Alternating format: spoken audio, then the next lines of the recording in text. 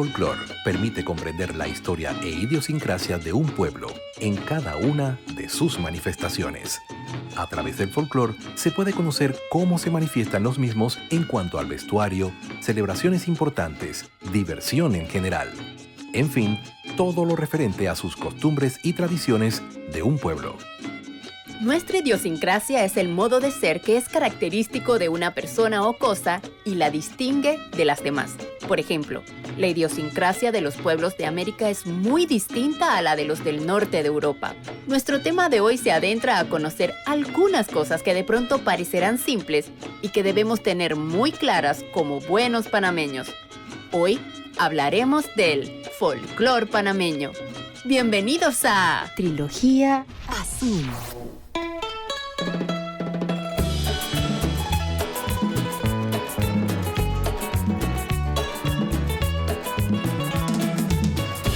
Panamá posee una variedad de manifestaciones folclóricas que forman parte de su cultura, tradiciones, costumbres, leyendas, cantos, salomas, bailes, danzas, festividades, ferias, sucesos históricos y legados que han dejado nuestros antepasados y que aún se mantienen gracias a los estudios de investigadores, maestros e instructores.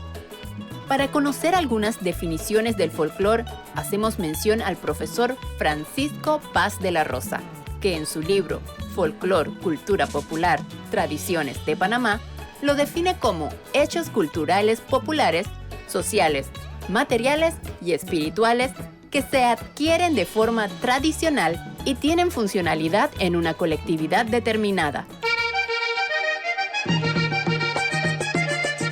Para hablar sobre este tema tan importante, hemos invitado a un gran personaje del folclore y talento panameño, conocedor de muchos aspectos del cual les hablaremos. Él es Juan Heraclio Torrente. Conozcamos un poco más sobre él. Bueno, según la resolución del Ministerio de Educación, es un personaje vernacular de radio y televisión, pero ahora hay que hacerle ciertos ajustes porque esto es multitasking, esto es multiplataforma.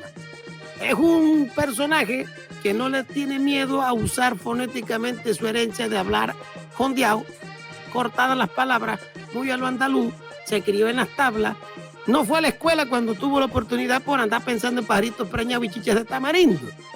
De ahí su constante búsqueda y hambre. Inclusive lo hemos llegado a identificar como un autodidacta. Llega algo a la mano, lo lee, lo analiza, lo guarda. Y lo que no, lo bota. Poquito de música, poquito de baile, poquito de historia, poquito de filosofía, de física, astrofísica, de química espacial y por ahí nos vamos. Juan Torrente, cuéntanos, ¿cómo es el origen del folclore? Yo no estaba ahí, pero me cuentan la gente. El término folclore lo inventan ya mucho más acá, al final del siglo XIX, un apellido Thomas. Pero el folclore existe, si nos ponemos a meterle mente, desde la época de las cavernas. Porque al desfragmentar etimológicamente el concepto es folklore, sabiduría del pueblo. Por ende, desde los Neandertal, los Homo erectus, los Australopithecus y estos cavernarios antecesores tenían un conocimiento. Pero el término en sí ya viene pues en el siglo XX. Juan Heraclio, ¿cuál es la importancia del folclore en nuestro país? Debe de ser uno de los tantos ayudantes, junto con la historia, la cívica, para ayudar al ciudadano a conocerse, al país a identificarse y a diferenciarse del resto del globo terráqueo, centroamericano, suramericano, americano y global, porque es ese concepto, ese conjunto de cosas que nos hacen ser únicos como especie. Y al decir único, yo aportaría y empezaría a ir cambiando ciertas cositas. Somos únicos. Panamá no le pertenece a Centroamérica por capricho de la geología. Panamá nace como Panamá. ¡Flu! Hace 4 millones de años sale el istmo, tapa el conducto que cruzaba el solo mar, se crean las dos diferencias, el Caribe y el Pacífico, y empieza toda la historia antropológicamente hablando, porque una vez que Panamá emerge, empieza el intercambio de especies, a subir y a bajar. Animales, plantas, alimentos y por ende el hombre. Así que bueno, pero está llamada a ayudarnos a identificarnos como pueblo. Esto nos lleva a preguntarnos cómo surge el folclore en Panamá. Como movimiento institucional, tomando en cuenta su carácter educativo, el folclore viene desde que se funda la propia escuela, la propia academia. Pero el folclore tiene varias etapas y hay que entenderlo como un ente vivo también, que va al ritmo de la propia civilización, del propio lugar.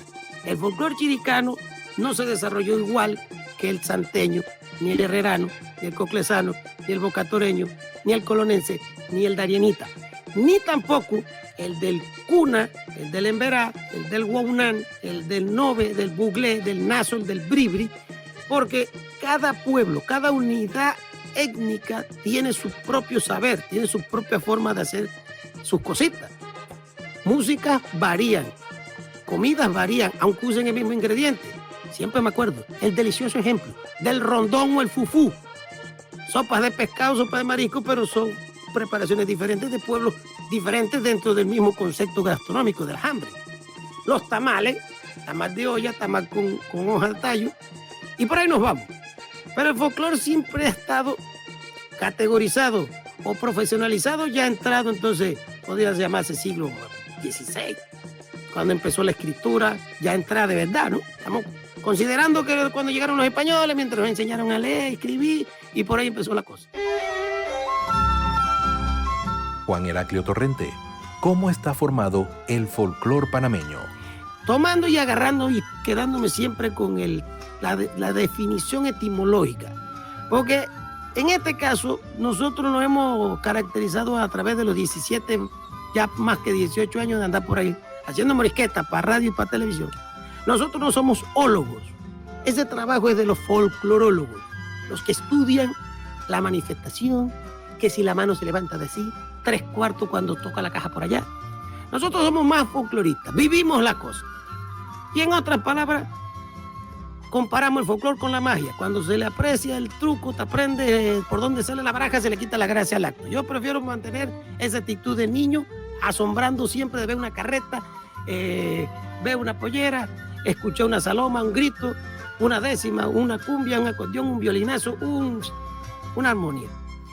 Estructuralmente tiene muchas cosas, porque están los saberes, los temas lingüísticos, la poesía, lo literario, está lo consumible, que es lo gastronómico, está el tema utilitario del folclore, el tema de la carreta, el pilón, el tema de las indumentarias, el saber de usar las fibras, qué fibras usar para un sombrero, para un vestido cucuá. Son varias cositas que este tipo de conversación es para que la gente después busque en internet, hurgue, jale por el librito y saque sus conclusiones dentro del marco general. ¿Cuáles son las principales costumbres y tradiciones del folclore panameño, Juan? Ahí está la tapa. ¿De qué pueblo? Ahí donde está lo que yo sí, antes de que empezáramos la grabación, que quería ir acotando de parte mía y lo dijo Juan Heraclio Torrente. Yo siento y percibo que el folclore panameño ha ido siendo movilizado técnicamente para un tipo de acepción. Y cuando decimos folclore panameño, en la mente, en el top of mind, vienen los mismos elementos siempre en ese orden. Pollerita, que si el sombrero, y desfile carreta, y nos vamos. Pero cada región tiene su folclore. Entonces es un diálogo muy abierto, pero siento que han sido excluidas todo el acervo de los afrodescendientes, todo el acervo de los pueblos originarios, de nuestros 7 pueblos originarios que estaban aquí antes que llegaran los europeos y se diera el choque cultural. Y solo se mantiene a flor de piel, así a nivel de la punta de la lengua, ciertos elementos visibles comercialmente, estéticamente, del llamado folclore. Pero yo le incluiría a la gente el chive, esa búsqueda de muchos de esos elementos que a su alrededor está. El chorrerano, el coclesano, el darienita, y por ahí no vamos.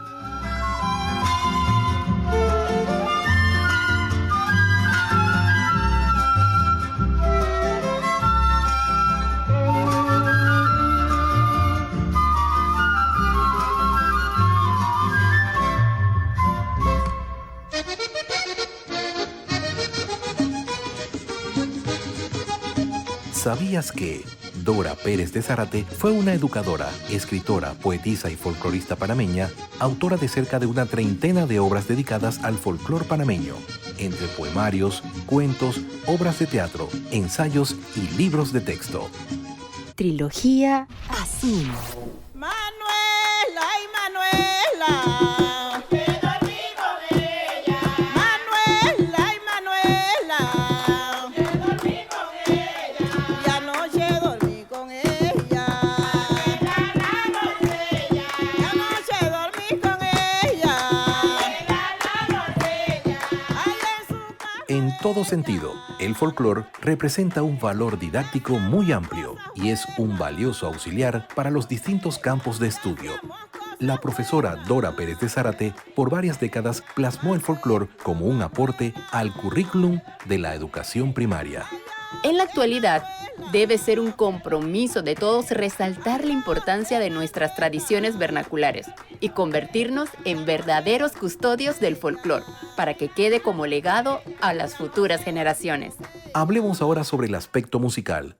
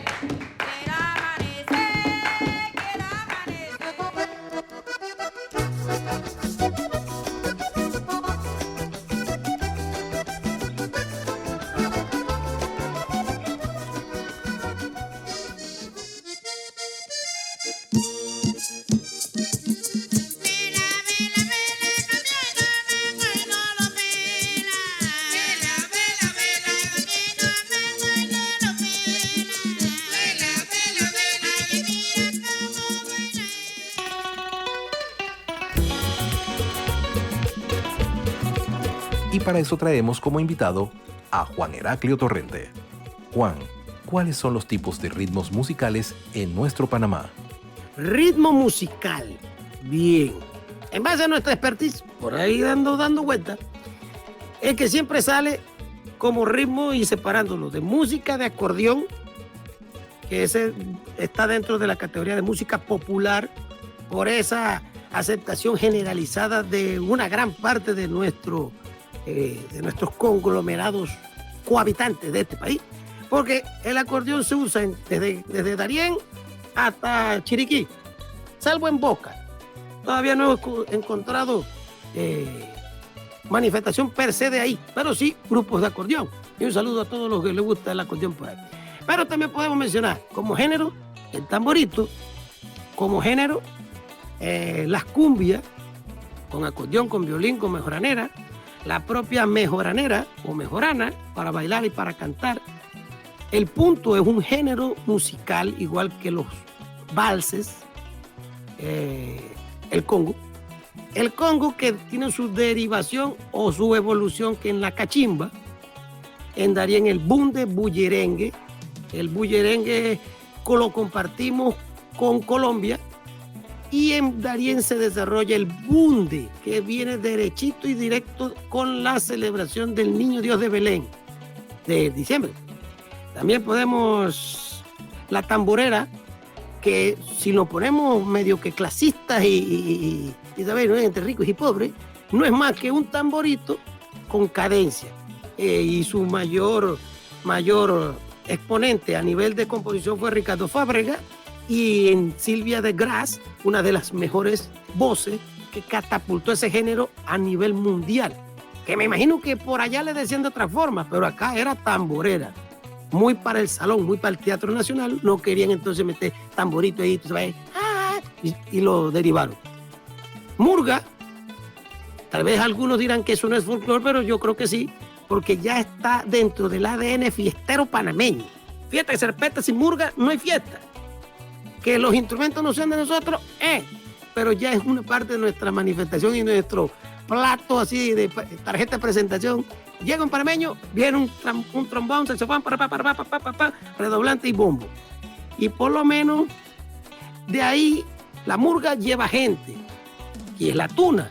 Aunque la tuna también se refiere al movimiento en sí del tamborito. Cuando un tamborito, un grupo de 3 tambores, se mueve de un punto a otro y van cantando, eso se llama tuna también.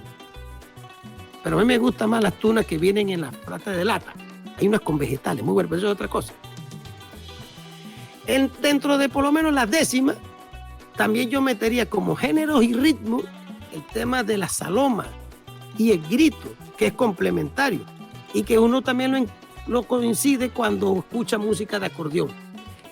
Y ahí hay un detalle chévere. En la provincia de Herrera, es la única provincia que desde los tiempos de Seferino Nieto le daba protagonismo a la mujer para que cantara.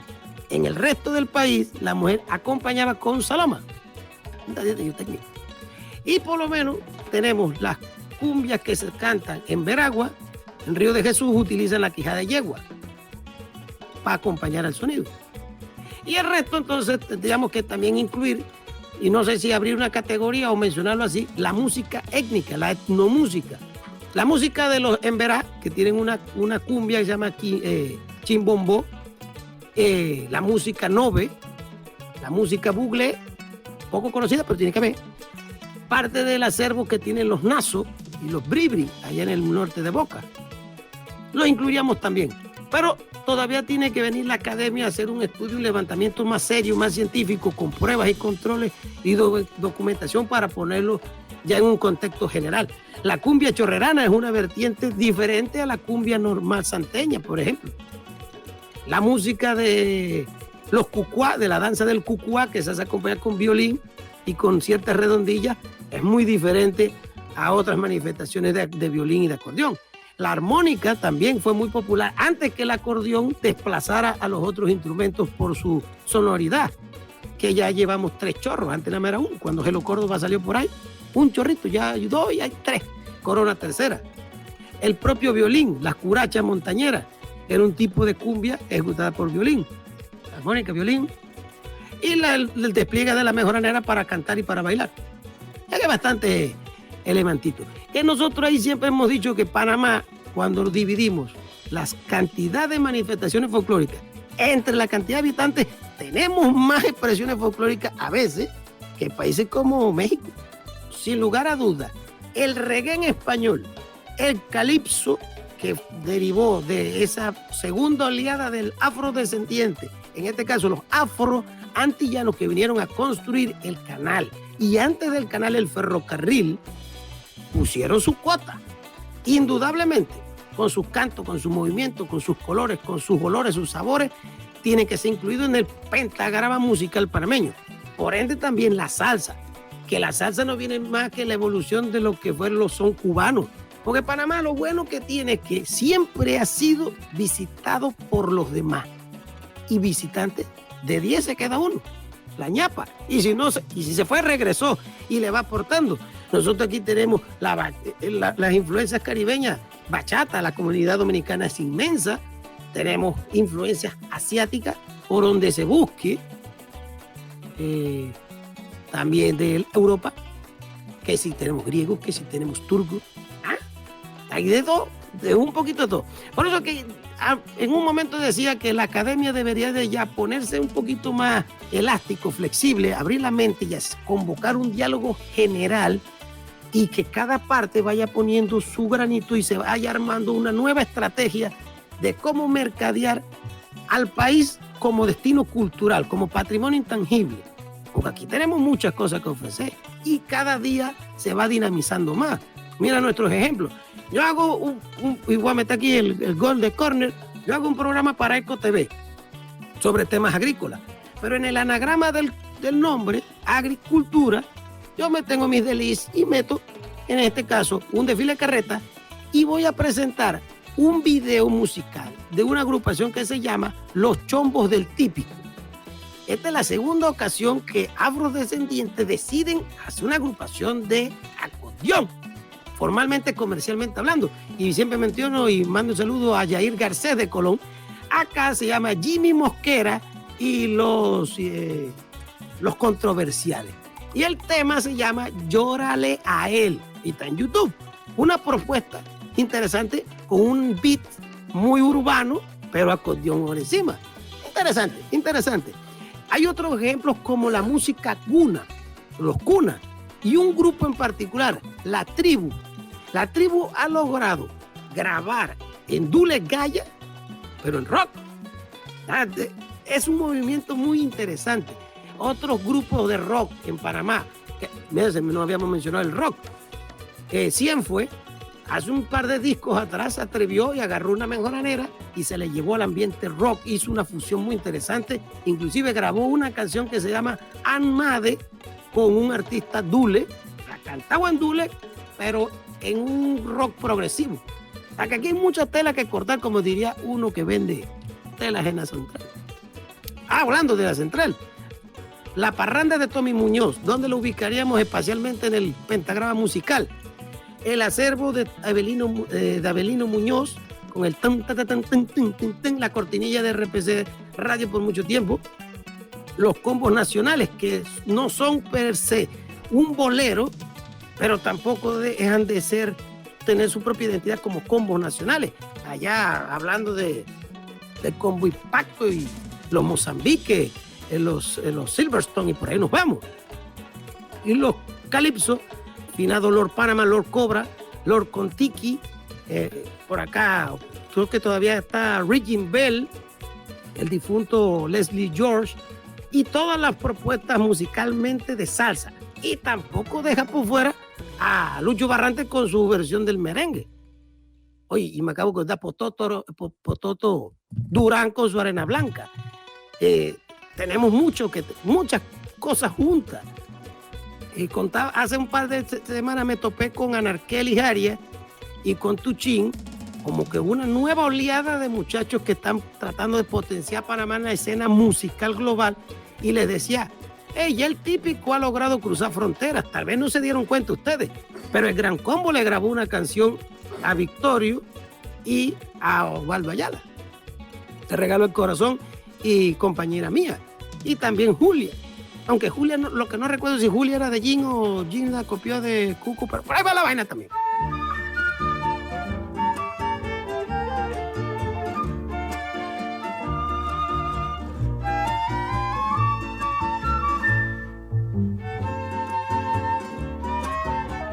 Juan Torrente, cuéntanos, ¿cuáles son las ramas del folclore?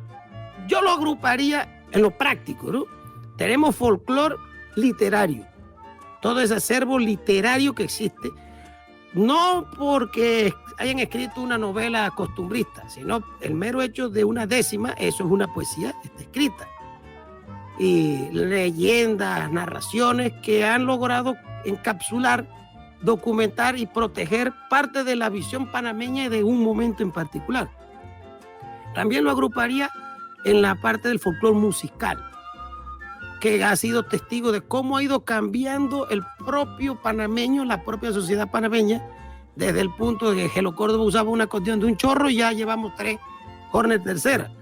Elementos como cuando hasta Seferino Nieto, todo el mundo tocaba sentado en una banqueta. Y Céfaro me contó que él a los 17 años dice que él un día se decidió parar de la banqueta y empezó a tocar de pie, y eso cambió todo el escenario de acordeón en los 50. Y lo agruparía como el folclore coreográfico. Y ahí, si hay uno de la ambulancia del folclore, guantes. Incluimos el tema tradicional y las proyecciones, que son dos cosas muy diferentes. Y metemos ahí también a las compañías de danza, a los conjuntos de proyección, a los conjuntos típicos, que trabajan sobre la misma base, pero con ópticas diferentes, similares, como les decía. Algunos se van a lo estricto de cómo se bailó en 1940, y hay otros que agarran ese elemento y le meten un piquetico y lo elevan. Igual que el vestuario. Entonces, abriría ahí el folclore de indumentaria, a veces pollera, coleta, camisilla tonosieña o la guaniqueña, y ese conjunto de prendas que en diversas regiones van identificándolo, el montuno o cueño y las diversas otras expresiones de los pueblos originarios. Yo pondría esas 4. Y sin dejar por fuera, obvio, lo gastronómico, el ñiqui ñiqui, que también es parte de nuestra historia. ¿Qué comemos y cómo lo comemos? Y desde sepa Dios desde cuándo lo hacemos. Porque cuando vamos viendo el escenario global o regional de América, arroz, usted fácil lo encuentra hasta Nicaragua. En México, en ciertas partes hay arroz. Pero en México, Guatemala, Honduras, Belice, es tortilla, es maíz. Acá maíz en el desayuno. Tortilla asada o frita, serén, tamal y otras delicatessen que ya me dan nombre. Es que ya hay como que ya, hombre. Juan, ¿desde qué edad los niños deben saber sobre nuestro folclore para poder mantener nuestras tradiciones musicales? Bueno, mi estimado Rocky Rocha Jr., desde la cuna. No debemos de esperar a que lleguen a la escuela para entonces que en la escuela le enseñen el folclore. No, esto es una tarea de la casa. Es lo mismo, comparo, que los valores cívicos morales. El buenos días, permiso, buenas tardes, gracias, va en el mismo paquete, en el mismo motherboard de función de la casa. El chiquillo desde chiquitito hay que mantenerlo expuesto a nuestro folclore. Y ahí es donde yo digo, oye, mi ranchito está ubicado en Pedregal.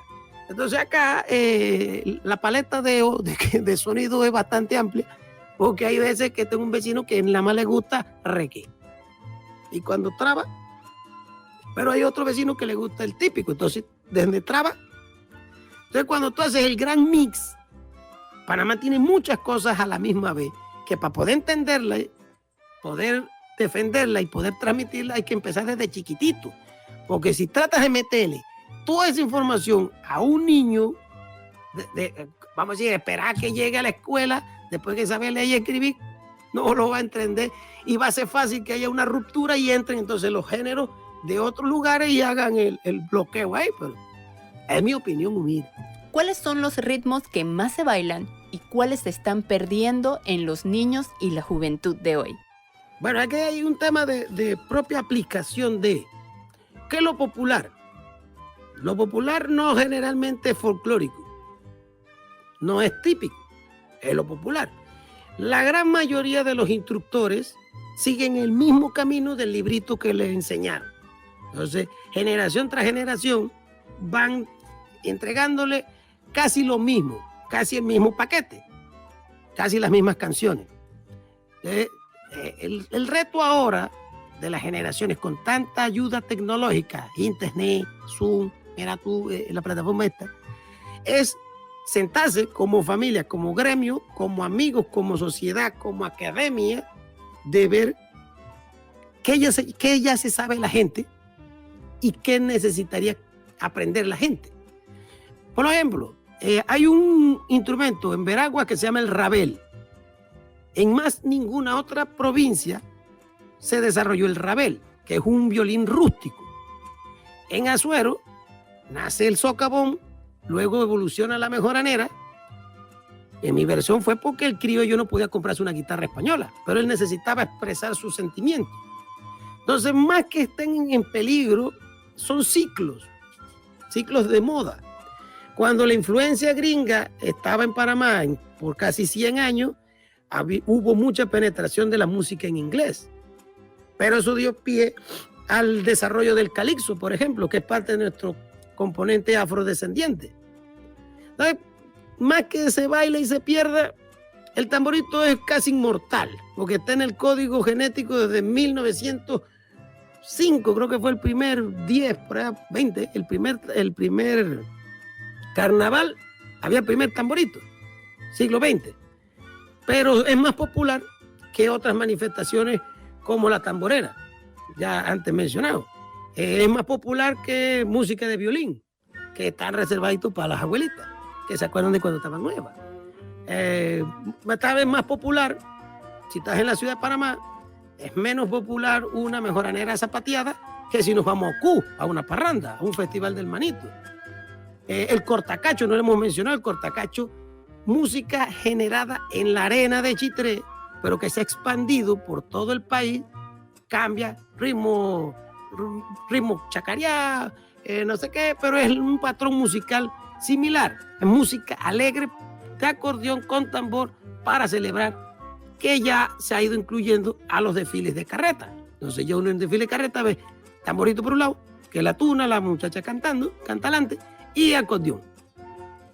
Entonces, más que estén en peligro es que no están de moda en este momento.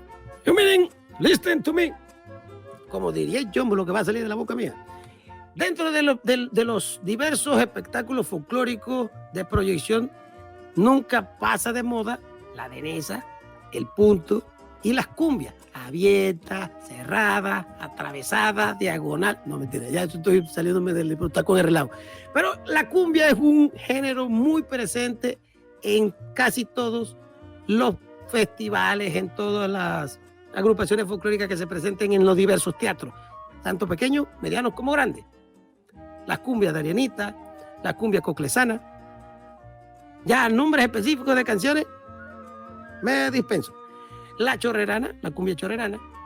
Y sí, volvemos y topamos con ejemplos menos populares como el tambor regional chorrerano, el tambor regional ocueño, el tambor regional veragüense, el tambor regional chiricano, que no hace mucho estuvimos en el Festival Nacional del Sombrero Pintado, pero que tengo este quimbol blanco, y allá una agrupación chiricana llevó una zambumbia, que es como un palito, que tiene unas semillitas adentro y tiene un sonido como que todos quedamos así, porque no es común verlo en festivales como eso. Y de ahí la importancia de que los organizadores a veces salgan de la caja, inviten, traten, busquen los medios para traer de diversos lugares diversas agrupaciones para uno poder ver, apreciar y aprender. Como el caso del almirez de Antón. El almirez en sí no es un instrumento musical, era un mortero de farmacia. Y dice la leyenda que en algún momento pasó la tuna por enfrente de la casa de una señora y la señora le gustó la vaina y agarró ahí, y le fue agarrando el golpe al compás de la canción y ya, se quedó dentro del folclore antonero el almirez. Y yo no me imagino un festival de toro guapo sin almirez sonando. Los tambores de coclé, los tambores de pronomé, de cañaveral, de coco, no son iguales el sonido, la policromía a un tambor santeño o de parita, inclusive de la Villa de los Santos. No es el mismo que el de Guararé, el de Pedací, el de Tonosí.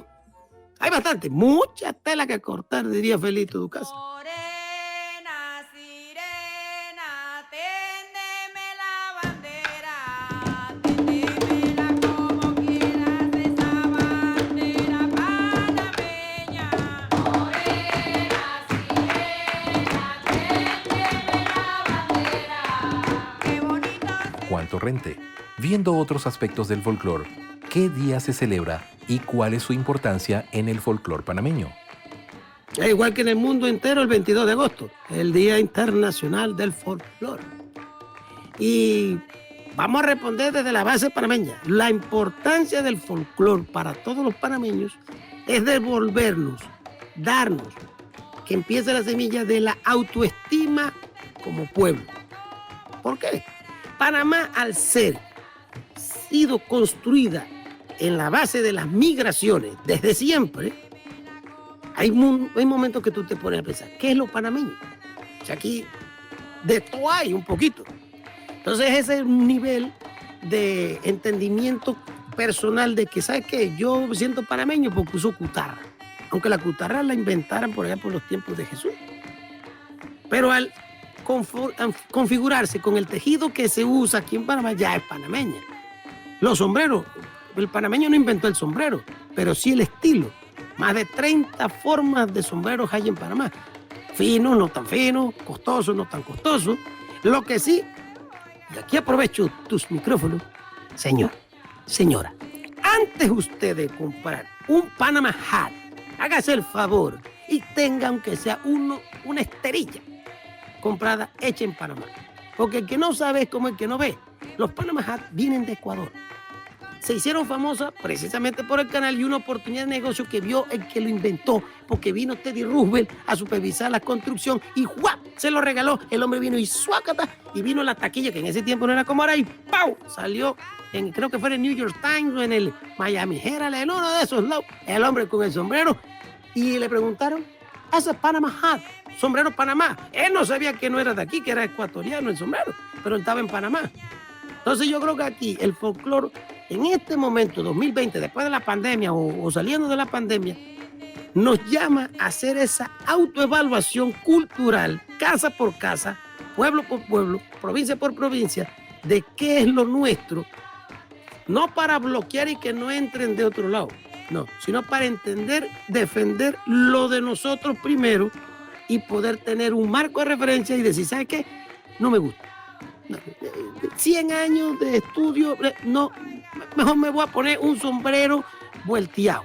Ya, pero ya es una decisión personal, no es una decisión del país. O no me gusta y quiero ponerme un sombrero de ardilla, que lo vi en la película de Daniel Boone, una cosa así. ¿Qué significa la palabra folclórico? Tiene varias acepciones, ¿no? Lo folclórico es un tipo de expresión que usamos para definir a una persona espontánea, natural, que no le para bola a ciertas reglas en ciertos momentos.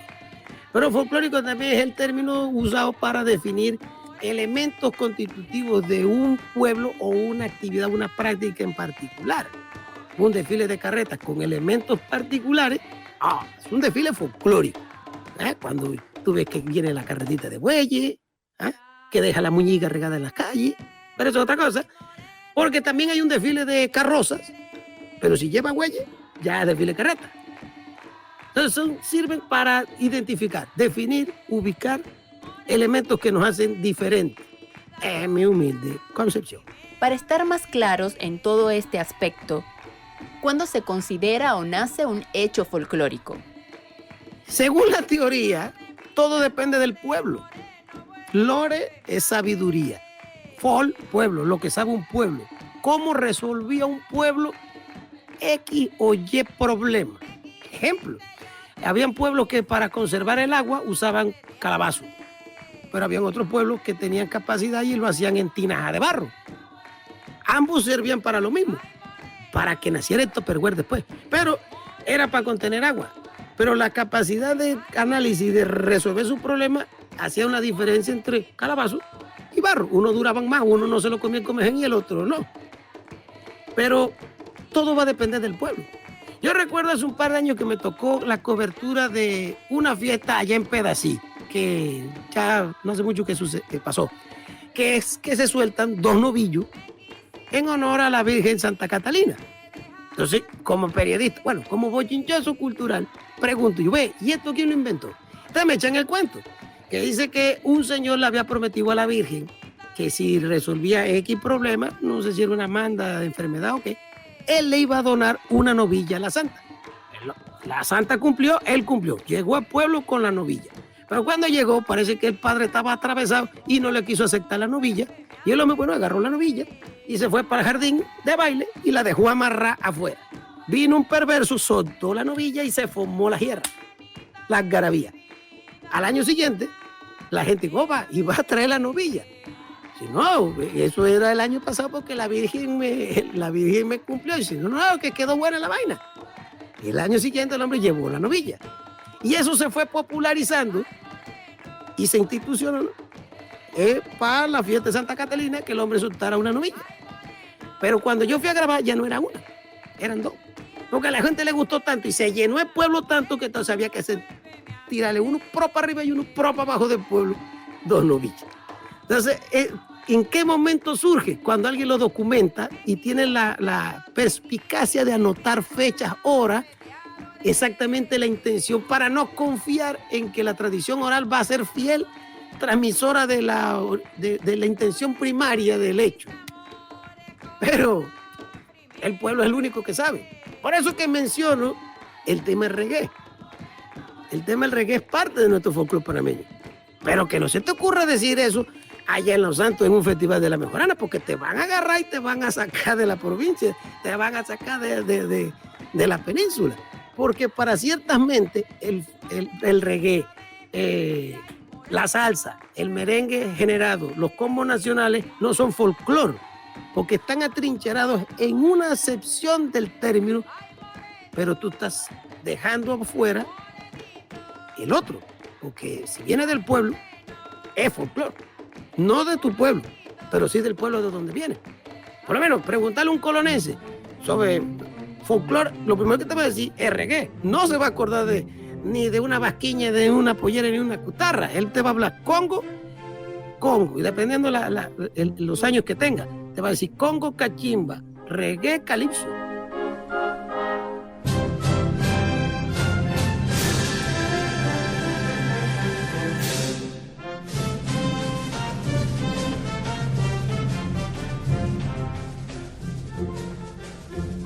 ¿Sabías que Manuel Zárate es considerado el creador del folclore panameño? Fue ingeniero químico, profesor universitario, ensayista y folclorista panameño.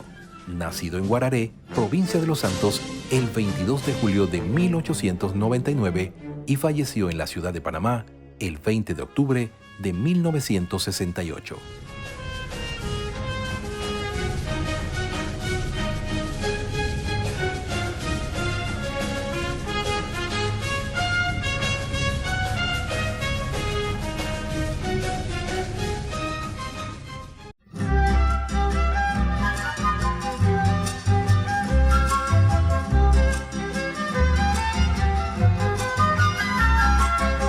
Este es un tema muy profundo e interesante el que estamos abordando en nuestro segmento de hoy.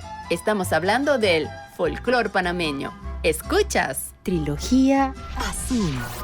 Tradición es una recopilación de manifestaciones de un pueblo que se van heredando de generación en generación para que perdure a través de los tiempos. Esto es equivalente a la continuidad en el tiempo. Todo pueblo, grande o pequeño, tiene su tradición. En ella se expresa lo valioso del mismo.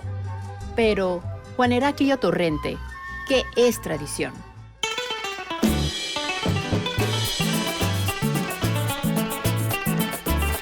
La tradición entonces viene a una práctica que se va repitiendo, se va transmitiendo de generación a generación sin pasar por una escuela o una institución que lo identifique, lo limite o lo defina. Es algo que simplemente se empieza a hacer, le gustó, pasó de padre a hijo. Modas, recetas, formas de hacer, ejemplos de trabajar la tierra. Todavía en nuestra campiña, en muchas áreas se utiliza el peón. Y es una afronta muy seria no cumplir tu palabra de ir a una junta para limpiar el terreno antes de preparar la tierra para sembrar, o la misma la junta para sembrar, la junta para abonar, la junta para cosechar maíz, frijol, N rubro, o para ir a trabajar el ganado, las vacunaderas, de que es un tema de continuidad. Si se hace por 2, 3, 4 años seguidos, ya es una tradición. Y hay sí, hay un tema también que tiene que ver con lo popular, folclórico, lo tradicional. Todo es folclore, por la definición de sabiduría del pueblo. Pero hay que tener cierto ojo, y ahí también es el tema de la difusión. Y aprovecho también, señora, si usted va a comprar una tela, por favor, mándela a hacer, ahorre y mándesela a un artesano. No caiga en ese juego mercantilista de comprar telas pintadas traídas de China, que eso viene en una máquina. No, mejor ahorre un chimelique y invierta con un artesano, una artesanía, una camisa estilizada, un traje estilizado. Eso es parte de la economía naranja. Y es donde viene el peligro a veces de no tener un criterio formado o un criterio cultural. Ay, yo no sé, que estaba barato y fácata. Hay que tener cierto cuidadito con eso. Juan Heraclio, ¿qué papel juega el folclore en Panamá? Bueno, nos gustaría que fuera más titular, pero a veces no lo vemos como folclore. Pero es parte creo que el 50% de nuestra cultura como pueblo es el folclore. El resto, entonces vienen toda nuestra historia, toda nuestra proyección literaria, no costumbrista, no de estas expresiones que todos decimos, repetimos para noviembre y en cualquier momentito es justo para decirlo, es lo que nos identifica como pueblo. Pero ¿cuántos elementos son los que nos identifican? Para solamente ponerle suficiente atención a unos elementos y a otros no.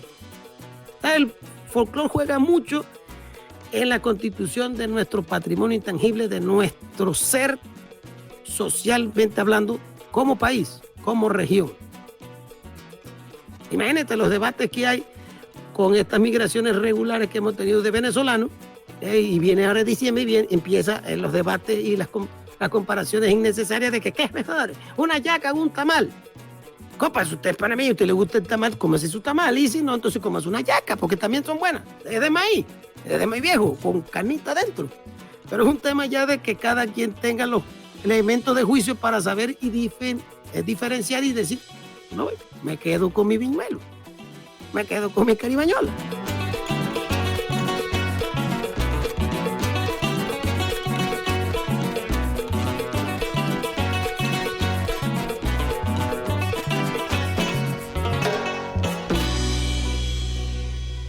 Hablemos también de nuestros pueblos originarios.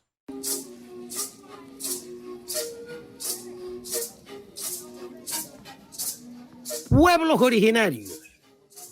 Dice la historia que nosotros tenemos 7. Pero yo, como vengo de una generación de Noris Correa de Sanjur, que ella continuó el trabajo de Reina Torres de Araúz, que gracias a Reina Torres existe patrimonio histórico, que pronto que con agrado veo que ya pronto van a volver a abrir el Museo Antropológico. Para mí siguen siendo 8. Y vamos citándolos así, no en orden particular, pero sí en el orden que uno se lo aprendió en la escuela. Los cunas, que la importancia geopolítica de Panamá fue la primera comarca configurada en el país, cuando éramos Colombia, 1830, por ahí. Que cuando vino la República se dio un problema porque entonces los panameños ya no querían respetar los acuerdos que tenían los dules con la Gran Colombia y se formó el problema. De ahí la famosa revolución de 1925, la revolución Dule, pero fue la primera comarca. Luego tenemos los Emberá, y junto con los Emberá están los Huaunán, que son la segunda comarca que se formó en Panamá ya en 1938, creo que fue, para acá, 25 para acá, que están ubicados en Darién, que son 2. Luego se van generando la comarca cuna de Mandungandi y Huargandi, que fueron territorios anexos porque los cunas y los emberás compartían el Darién, porque en la mitología ellos venían subiendo de tribus más agresivas de la Amazonía, pero eso todavía está en debate. Usted siga buscando ahí en internet. Luego tenemos en cantidad de población la comarca Nove Buglé, y ahí es donde viene la otra. Todavía yo recuerdo los Bocotas. Las investigaciones todavía no me han dicho dónde están los Bocotas, pero yo creo que están dentro o traslapados en los Buglé. Esta es la comarca más grande que hay ahorita mismo. Y en cantidad de población creo que son 600,000 o 300,000 noves que hay en el territorio. Recientemente, este gobierno ya por fin hizo justicia y creó la comarca Nasoteribe o Nasoterdi. Y es un pueblo originario muy interesante porque es el único pueblo en América cuya máxima autoridad es el rey, don Reinaldo Santana. Un tema mitológico. Ellos están ubicados en la vertiente del río Teribe, entrado por Changuinora, usted va por el silencio, por ahí, el Nasoterdi. Cuando Panamá perdió la guerra de Coto y llegó el fallo White, la mayoría quedó del lado costarricense, de los Nasos y de los Bribri. Pero eso trajo una bendición. Del agua allá los han estudiado, los han protegido como pueblo y existe el idioma Naso Terdi porque la universidad de allá, los Terraba, sí le han metieron brain y hicieron la gramática y la lingüística del idioma Naso Terdi. Antes que se me olvide, y se me estaba pasando, cuando usted escuche hablar a un emberá o un guaunán, ellos hablan idioma. Ellos no tienen lengua, tienen idioma porque ya tiene gramática. Se llama Emberabedea y Guaunanmeú. Los Dule, los Kuna, hablan Dule Gaya. Los Nove hablan Novere. Los Bugle sí me escapa, pero creo que administrativamente, políticamente están dentro de todo, hablan Novere. Y los Bribri, que es el pueblo menos conocido, y ahí me incluyo, antes de morir, quiero ir a visitarlos y conocerlos un poco más para transmitirles a ustedes, ya en base a mi experiencia, más que los libros, la experiencia. Pero ellos también están ubicados, los Bribri, allá en Boca de Toro, con Costa Rica. Pero nuestro pasado precolombino es mucho más que eso. Y aquí, antes que acabe Hermé, don Roque, usted tiene que ir al sitio El Caño. Porque en el sitio El Caño, la National Geographic and Society metió billete y evitó que se fuera con el caño todo el tesoro que hay. Pero las investigaciones han arrojado un nuevo panorama precolombino panameño. Pues por mucho tiempo se pensó que las piezas de oro que se encontraron venían del Perú. Se generaban aquí, diseños de aquí. Que ojalá que estamos remando que abran el Museo Antropológico para que las generaciones que están ahorita vayan, vean, prueban y se reten y entiendan que siempre Panamá ha sido importante, sino que convenientemente nos fueron cercenando, limitando, debilitando nuestra autonomía, nuestra autoestima cultural. Y nos hemos creído menos que otros países, pero no. Tenemos mucho que ofrecerle al mundo, al globo. Por eso, Puentes del Mundo, Corazón del Universo. Deja de oírme cansado, que el mes de noviembre entero es de la patria y yo quiero, como personas amigas, solamente que me digas que es la patria, compañero. No soy cantante y las veces que lo he intentado ha llovido como en el diluvio universal. Pero siempre me recuerdo de una décima que la grabó el finado Toñito Vargas, el jilguero de la miel, que es parte de unas... Se me ha quedado en la parte que dice que lo contrario al fracaso es la lucha. Está escrito en la ley de la vida. Levantarse de cada caída, aunque la desilusión sea mucha. Siempre me entiendo. En el trabajo honrado está la superación, muchachos. Lo dejó Jerónimo también en el himno.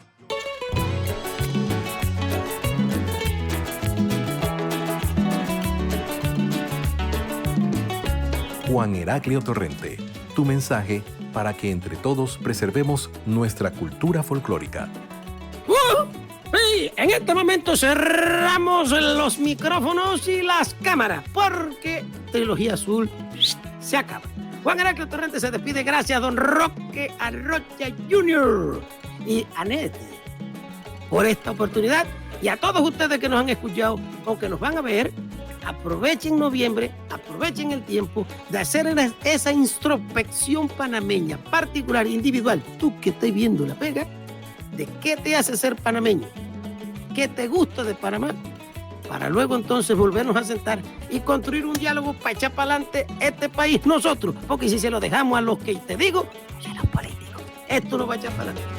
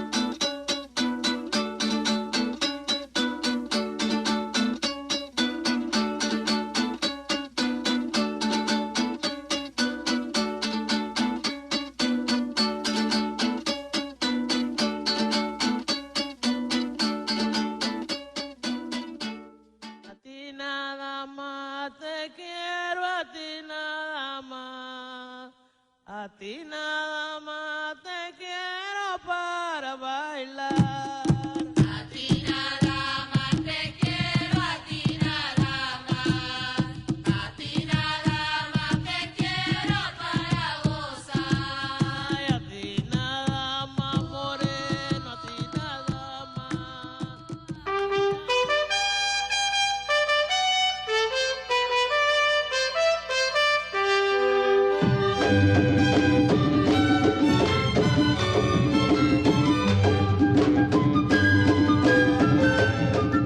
Existen alrededor de 700 festivales que se desarrollan cada año en Panamá, por lo que si eres extranjero o local, no importa cuándo nos visites, ya que siempre podrás participar de alguno. Los bailadores utilizan todo tipo de prendas, desde llamativas ropas de carnaval hasta vestidos blancos fantasiosos llamados polleras.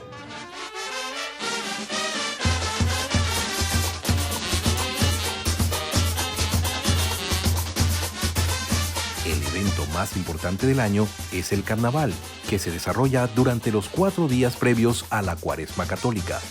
Las fechas varían todos los años, pero generalmente se desarrolla en febrero.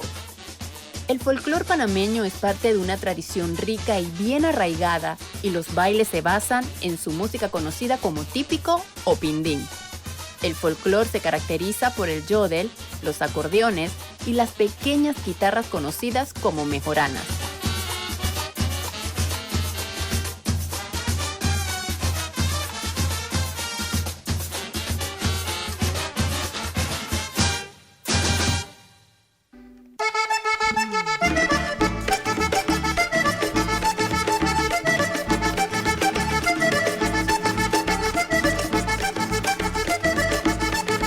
La tradición une las diversas épocas de la sociedad, sea cual sea su realidad.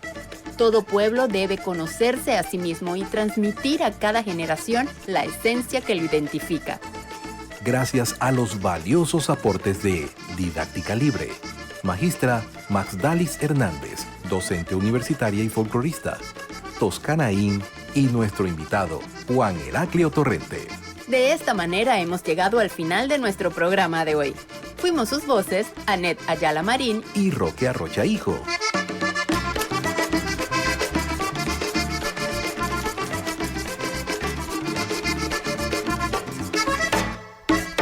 Nos escuchamos en nuestra siguiente edición de